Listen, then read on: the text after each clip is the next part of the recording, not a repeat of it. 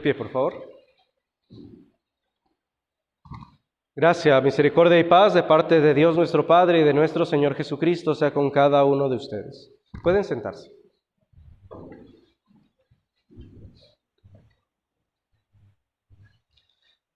Estimados hermanos en Cristo, una de las cosas que como creyentes hacemos constantemente es la oración. Hacemos nuestras oraciones de la mañana, de la noche, hacemos nuestras oraciones por los alimentos, hacemos nuestras oraciones cuando vamos al trabajo, cuando vamos de viaje, cuando salimos, cuando regresamos. La vida del creyente es un constante estar en comunicación con nuestro Dios, con nuestro Padre. Y una de las cosas que tal vez no te has dado cuenta, o posiblemente sí lo has hecho, pero una de las cosas que podemos apreciar es que la forma en que nosotros oramos dice mucho de lo que somos, de quién somos, de cómo vemos a Dios, de cómo vemos su palabra. ¿Por qué digo esto? Para muchos la oración es simplemente un pedir y pedir. Dios, dame esto, dame el otro, y si no me das, pues entonces es que tú no me estás escuchando, entonces es que tú no tienes cuidado de tus hijos. Si nosotros en nuestras oraciones estamos diciendo, Señor, gracias por todo lo que me has dado, gracias por tus bendiciones, e incluso gracias por las dificultades que he tenido, encontramos una actitud muy diferente al de simplemente estar pidiendo. Porque una es ver a Dios como el genio de la lámpara, el que me tiene que conceder mis deseos. Y ya no vemos las oraciones como esa conversación con nuestro Dios, como esa plática con nuestro Dios, con nuestro Padre, sino vemos a aquel al que nos podemos acercar para pedirle todas nuestras necesidades y solamente eso. Pero cuando vemos a Dios como nuestro Padre, no solamente estamos pidiéndole, ¿verdad?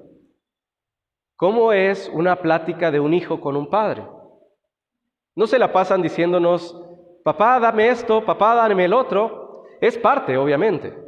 Pero también sabemos que nos dicen cómo les fue en la escuela, nos dicen sus alegrías, lo que los hace tristes. Esa es una plática con nuestros padres. ¿Por qué tendría que cambiar una plática con nuestro Dios que es un Padre para nosotros? ¿Por qué simplemente tendríamos que verlo como el que nos va a dar todas las cosas? Entonces, cuando decimos que nuestras oraciones son una plática con Dios, sabemos que nosotros le llevamos a Él todas nuestras cosas, nuestras alegrías, nuestras tristezas, nuestros dolores, nuestras necesidades, pero también le damos gloria a Él e intercedemos por otras personas cuando sabemos que hay necesidad. No porque Dios no esté al pendiente de ellos o no esté al pendiente de nosotros o que no sepa la situación, sino simplemente porque Él quiere que nosotros vayamos a Él y le pidamos en oración por nuestras necesidades. Entonces, entendemos un poquito cómo es nuestra personalidad ante nuestro Dios. Cómo vemos a Dios cuando nosotros le oramos. Y entonces, cuando vamos a la oración de nuestro Señor, encontramos esa necesidad de nuestro Señor. Esa cosa importante que ve nuestro Señor cuando sabe que Él va a partir de este mundo. El jueves pasado se celebró la ascensión de nuestro Señor Jesucristo. Pero todavía en nuestro texto tenemos tiempo donde está con ellos, tiempo donde está en oración a su Padre, tiempo donde está pidiendo, no solamente porque lo que va a suceder, sino que pide por sus discípulos, pide por su iglesia. Y como vamos a ver ahora, no solamente pide por ellos, sino por los que van a creer por la palabra de ellos, por ti y por mí. Y les invito a que leamos el texto del Evangelio, que se encuentra en San Juan, capítulo 17, los versículos 20 al 26, donde nos dice: Mas no ruego solamente por estos, sino también por los que han de creer en mí, por la palabra de ellos, para que todos sean uno como tú, oh Padre, en mí y yo en ti. Que también ellos sean uno en nosotros, para que el mundo crea que tú me enviaste. La gloria que me diste, yo les he dado, para que sean uno así como nosotros somos uno, yo en ellos y tú en mí, para que sean perfectos en unidad, para que el mundo conozca que tú me enviaste y que los has amado a ellos, como también a mí me has amado. Padre, aquellos que me has dado, quiero que donde yo estoy, también ellos estén conmigo, para que vean mi gloria que me has dado, porque me has amado desde antes de la fundación del mundo. Padre justo, el mundo no te ha conocido, pero yo te he conocido, y estos han conocido que tú me enviaste, y les he dado a conocer tu nombre. Y lo daré a conocer aún más, para que el amor con que me has amado esté en ellos y yo en ellos. Entonces encontramos una de las oraciones grandes de nuestro Señor Jesucristo, y que Jesús, nuestro Señor, ora por sus discípulos, ora por su iglesia, y encontramos una de las partes importantes. ¿Qué es lo que pide nuestro Señor? ¿Cuál es su oración? Dice que ellos sean uno, así como Él y el Padre son uno. Y entonces podremos tomar todo el texto y encontrar cada una de las partes y de los textos, de los versículos que leímos, y siempre está hablando nuestro Señor para que sean uno, para que todos sean uno, así como tú y yo somos uno. Está hablando de unidad. Y entonces la pregunta para nosotros en ese momento cuando estamos leyendo es, ¿cómo se logra la unidad? ¿Cómo pueden los discípulos tener unidad? ¿Cómo podemos nosotros, como aquellos que creímos por la palabra de ellos, tener unidad? Como iglesia, ¿cómo podemos tener unidad? ¿Tenemos unidad o no tenemos unidad? Aquí no podemos decir, quedamos en medio, a veces sí, a veces no. Es lo que quiere Dios es, tengan unidad, sean uno, así como el Padre y yo somos uno. Teniendo en mente esto, decimos, como iglesia, ¿cómo nos vemos? Ya hemos visto en semanas anteriores el amor uno con el otro, el amor como hermanos, pero ahora la unidad como familia de fe. Porque es lo que somos, ¿verdad? A veces nosotros tratamos de diferenciarnos en cuanto a la familia Rodríguez, la familia X, la familia Y. Pero cuando entramos aquí, somos la familia cristiana, la familia de fe. Entonces, cuando decimos que somos una familia, tenemos que ver cómo tener esa unidad de familia. Podríamos dar incluso reglas para poder encontrar la unidad, si es que no la hay, pero podríamos empezar con un punto importante: encontrar nuestra posición como miembros de esta congregación. ¿Y cuál es la posición? Tenemos que ver quién está en la cabeza. ¿Quién es la cabeza de nuestra iglesia? Nuestro Señor Jesucristo. Encontramos en Efesios 1:22 que dice que Dios lo puso sobre todas las cosas. Encontramos en el mismo Salmo de hoy que nuestro Señor está sobre todas las cosas, sobre la iglesia. Él es la cabeza. Cuando se pierde este punto, o cuando se rompe esta parte, hay problemas. ¿Por qué? Porque entonces entre nosotros vamos a querer ocupar el lugar de Cristo. ¿Cómo es que queremos a veces ocupar el lugar de Cristo? Cuando nosotros pensamos que yo soy el más importante dentro de la iglesia. Cuando pienso que yo soy el que tengo que dirigir la iglesia, el que tengo que mandar en la iglesia. Entonces ahí yo estoy ocupando el lugar de mi Señor. Y entonces estoy rompiendo la regla más básica de que Jesús es la cabeza de la iglesia. Partiendo de esto, Podríamos encontrar otras cosas importantes, pero todavía necesitamos ver, Jesús es la cabeza, y entonces, ¿qué pasa con nosotros? Tenemos que aplacar nuestro ego, echarlo hasta abajo completamente, porque una de las cosas que hace que haya división en la iglesia es la lucha de egos. El yo soy más importante, o yo soy más importante por esto o por lo otro.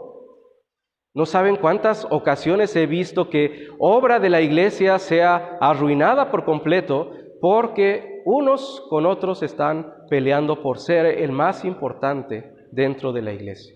La lucha de egos quita la posición de Cristo en la cabeza y se pone un hombre diciendo, yo soy el que tengo que dar los puntos que se deben hacer en la iglesia. Entonces, Cristo es la cabeza, tenemos que tener en cuenta. Pero después, todos los miembros valen. ¿Por qué? Porque en la iglesia no estamos en un club donde hay peones, donde hay miembros VIP, donde unos son más importantes que los otros. Todos somos iguales. Aún el pastor es igual que ustedes. Cuando entendemos esto, nos vamos incluso al texto de 1 Corintios 12, 15 al 17, donde nos habla de que nosotros como iglesia somos un solo cuerpo y que la mano no le puede decir al ojo, porque no soy ojo, no soy importante o no te necesito ojo, sino que cada miembro tiene su función dentro de la iglesia, porque somos un cuerpo. Cuando entendemos esto, vemos que no porque una persona tenga diferentes dones a los míos, es menos importante que yo. Y cuando entendamos que mi hermano, aun cuando no tenga la capacidad que yo creo tener, y lo valore mayor que yo, va a haber dificultades también. Porque entonces sobresalen los egos. Necesitamos ver nuevamente la cabeza, Cristo, y nosotros, el cuerpo. Nadie vale más que el otro. Todos tenemos el mismo valor. Y partiendo de esto, podríamos decir entonces, si tenemos estos dos puntos importantes y los aplicamos día tras día en nuestra vida como iglesia, entonces lo que pide nuestro Señor Jesús se va a lograr. ¿Vamos a tener unidad como creyentes? Quisiéramos decir que sí, ¿verdad? Quisiéramos decir, sí, si tenemos eso perfecto, sí, pero la realidad es que no lo vamos a alcanzar perfectamente. ¿Por qué? Tenemos que entender otra cosa, que siempre va a haber conflicto. ¿Por qué? ¿Cuántos sabemos aquí? ¿Cuántos pensamientos hay diferentes aquí? No todos pensamos igual. Aún los colores los vemos diferentes. Especialmente podría hablar de mi caso. Tengo un poquito un trastorno de la vista que hace que algunos colores no los vea como son. Se me pasó en este momento la enfermedad, pero digamos ¿perdón? Daltónico, exactamente. Tengo una pequeña porción de daltonismo y entonces a veces tengo que preguntarle a mi esposa o a mis hijos el color que es, porque yo lo confundo a veces y a algunos hasta simples. Pero aún así yo puedo en mi pensamiento, en mi vista decir, este es este color y de estar seguro que es este color. Pero mi esposa me va a decir, no, ese color no es así. Ese color es este. Ahí ya encontramos una gran diferencia. Entonces, imagínense entre todos nosotros, pensamientos diferentes, puntos de vista diferentes. Vamos a encontrar muchos pensamientos diferentes y va a haber muchas confrontaciones en cierta forma. Porque uno va a decir, esto es lo correcto, y lo va a ver y va a decir, esto es lo que se debe hacer, y el otro lo va a ver de otra forma diferente y va a decir, esto es lo que se debe hacer. Va a haber choque. Lo importante no es que veamos y digamos, ok, si va a haber choque entonces se acabó la unidad y pues ¿para qué nos juntamos? ¿Para qué nos reunimos? ¿Para qué nos acercamos a la palabra de Dios si sabemos que vamos a tener confrontaciones, enfrentamientos? El punto importante es cómo saber solucionar los enfrentamientos. cómo solucionar cuando yo peco contra un hermano o cuando un hermano peca contra mí. Hace algún tiempo leí una historia de una iglesia que tenía años, no sé qué aniversario, si el 60 o el 70 aniversario, en donde pasaron pastores, pasaron generaciones y hubo problemas como en todas las iglesias. Pero en ese aniversario invitaron a todos los pastores que aún estaban con vida, a todos los miembros que habían sido parte, y vinieron de diferentes lugares, se juntaron, se encontraron personas que habían tenido un conflicto y se habían separado, y desde ese momento no habían tenido la oportunidad de hablar, de reconciliarse, y al principio empezaron saludándose simplemente por cortesía. Pero después de un rato de ver todo lo que estaba pasando, de escuchar la palabra de Dios, uno dijo al otro, pues, perdón, yo debía haber hecho esto antes, debía haberte pedido perdón porque realmente no fue correcto lo que yo hice. Y el otro le responde, no, al contrario, yo fui el que me pasé un poquito cuando te respondí. Y se abrazaron y hubo una reconciliación que duró muchos años sin haberla tenido, simplemente porque ellos pensaron en ese momento, yo tenía la razón, y no vieron el fin común de la iglesia, la necesidad de la iglesia de estar unidos para el servicio, para la predicación de la palabra de Dios. Entonces, ¿qué es lo que necesitamos hacer cuando hay un conflicto? Primeramente, podemos ir, como dice Mateo 5:22, al 24, si vas a la iglesia, llevas tu ofrenda y en ese momento te acuerdas que tienes conflicto con tu hermano, deja tu ofrenda y regresa y reconcíliate con tu hermano, porque no puedes estar yendo ante Dios con algo en tu corazón que haga que haya una división contigo y con Dios. Entonces, ven a la iglesia, pero antes reconcíliate con aquel que tienes un conflicto. Pero la otra, si alguien ha pecado contra ti, no esperes a que él venga y te pida perdón, porque no lo va a hacer muchas veces. Al contrario, dice Mateo 18, ve y estando tú y él a solas, repréndele, muéstrale su pecado, y si te oyere, has ganado a tu hermano. Ahí están las formas en las que nosotros necesitamos reconciliarnos si nosotros tenemos un conflicto con alguno de nuestros hermanos. Pero la otra, y es algo importante que también pasa en cada uno de nosotros, es que dejamos que la ira se quede con nosotros, se quede en nuestra mente, se quede en nuestro corazón. Dice la palabra de Dios, airaos, pero no pequéis. No se ponga el sol sobre vuestro enojo. Nuevamente, no dejes que la ira carcoma tu corazón. No dejes de estar simplemente pensando en lo que te hizo aquella persona, en lo que te dijo aquella persona. Trata de reconciliarte, trata de hacer las cosas bien. Porque si no lo haces, te estás dañando tú. Y puedes ver a personas que han tenido conflicto con muchas personas sin tratar de solucionarlo y que escuchan simplemente el nombre de aquella persona y se molestan hasta en ese momento. Hasta aprietan los dientes de decir, esa persona, ¿cómo me cae mal? ¿Quién se está haciendo daño? Esa persona se está dañando su propio corazón. Tienes que sacar todo eso fuera. Te estás haciendo daño. Tienes que ver lo más importante. Reconcíliate para venir ante Dios, porque Él quiere que tengamos unidad. Y no una unidad cualquiera, sino una unidad como la que tiene Él con el Padre. Una perfecta unidad.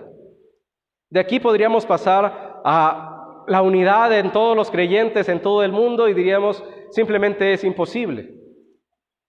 Diferentes formas de ver, diferentes doctrinas que se han sacado, pero tenemos una unidad perfecta que tal vez no la apreciamos nunca, porque a veces apreciamos más la unidad de afuera, pero tenemos la unidad perfecta en palabra, en fe, en amor. Y esa es la unidad que Dios ha dado a ti y a mí a través de su palabra, mostrándonos ese gran amor que ha tenido por nosotros. ¿Y por qué quiere nuestro Señor que seamos uno? Dice, para que estén conmigo y vean mi gloria. Y nuevamente, ¿qué es lo que está a punto de pasar? Está a punto de sufrir la muerte, está a punto de sufrir un castigo tan cruel, y Él lo ve como gloria. ¿Por qué en muchas ocasiones hay personas que ni siquiera quieren un crucifijo, ni siquiera quieren una cruz, porque dicen, ahí murió Jesús, ¿cómo puedo tener el arma de mi Señor? ¿Cómo puedo tenerlo como algo tan importante para mí? Y decimos, es el recuerdo y es la gloria de nosotros, en que en una cruz mi Señor sufrió, en que en una cruz mi Señor dio su vida, en que en una cruz me perdonó mis pecados, te perdonó tus pecados, en que en una cruz logró la unidad de cada uno de nosotros, en fe, en amor, en que en una cruz mostró su gran amor por nosotros, y en que en una cruz nos ha perdonado, aun cuando nosotros no tenemos una perfecta unidad. Ahí está la gloria de nuestro Señor, ahí está tu gloria y mi gloria, a nuestro Señor crucificado. Nuestra salvación pendió de esa cruz, nuestro perdón pendió de esa cruz, nuestra ida a los cielos fue por esa cruz. Y agradecemos a Dios y nos gloriamos en nuestro Señor Jesucristo, pero también quiere que veamos su gloria en los cielos. Y esto es algo que tenemos bien seguro porque no depende de nuestras obras, sino depende de la obra completa de nuestro Señor Jesucristo. Imagínate si dependiera de nuestras obras, simplemente con el hecho de decir, sean uno como yo y el Padre somos uno. Ya perdimos. Se acabó la salvación. Tengan amor perfecto como el Padre me ha amado y yo los he amado a ustedes. Ya perdimos. Se perdió nuestra salvación. Entonces, no depende de eso, gracias a Dios, sino depende de la obra perfecta de mi Señor. Y cuando nos agarramos a esa promesa, ahí está el perdón. Cuando nos agarramos a ese perdón, ahí está la salvación de nuestra alma. Quiere que nosotros tengamos ese amor y ese amor esté con nosotros. Nuestro Señor está intercediendo por sus discípulos, por ti, por mí, en ese momento, y ahora que está en los cielos, sigue intercediendo por nosotros. Dice en Primera de Juan, en el capítulo 2, versículo 1, dice, si, hijitos, eso les digo para que no pequen, pero si pecan, abogado tenemos para con el Padre, a Jesucristo el justo. Ahí está nuestro Señor, siguiendo con esa oración, intercediendo por ti y por mí, como nuestro abogado, defensor. Estimados hermanos en Cristo, nuestras oraciones dependen mucho de lo que hay en nuestro corazón. Creo que nosotros podemos orar a Dios y decir, gracias Señor porque no me tratas conforme a mis pecados. Gracias Señor porque a pesar de que no hemos tenido la unidad perfecta que tú quieres, tú sigues teniendo compasión de nosotros. Gracias Señor porque tú has enviado a tu Hijo Jesucristo y me has dado la salvación. Gracias Señor porque sé que las cosas buenas y las que son aparentemente malas para mí son para mi bien. Y podemos decir, somos agradecidos y podemos decirle Señor, gracias por todo. Que Dios nos ayude a que nuestras oraciones sean no solamente por nosotros, sino intercediendo por otros y agradeciendo a nuestro Señor por todo lo que nos da. Amén. Puestos de pie, por favor.